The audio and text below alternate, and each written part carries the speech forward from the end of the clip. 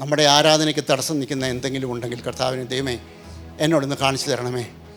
അത് തടസ്സം മാറ്റിയിട്ട് കർത്താവെ നിൻ്റെ മുമ്പിൽ ആരാധനിക്കാൻ ഒരു കൃപ തരണേ നമുക്കൊന്ന് യാചിക്കാം. അബ്രഹാം ഇസഹാക്കിനെയും കൊണ്ട് മേളോട്ട് പോകുമ്പോൾ ഇസഹാക്കിൻ്റെ തലയിൽ വിറകുകെട്ടുണ്ടായിരുന്നു.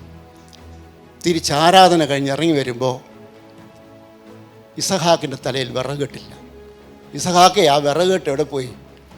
ആരാധന നടന്നപ്പോൾ ആ വിറകുകെട്ട് ഞാൻ അതിലേക്ക് എറിഞ്ഞു, അത് മുഴുവൻ കത്തിച്ചാമ്പലായി. ഇന്ന് രാവിലെ കാലം ഞാനൊരു ചോദ്യം ചോദിച്ചോട്ടെ.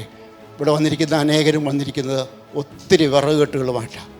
എന്തു ചെയ്ത് പുറത്ത് വെച്ചു, ഇവിടെ വന്നു നല്ല ഭംഗിയായിട്ട് ആരാധിച്ചു, തിരിച്ചു പോകുമ്പോൾ ഈ വിറകുകെട്ടെടുത്ത് തല വെച്ച് തിരിച്ചു പോകും. ഇതല്ലേ നമ്മുടെ ജീവിതം?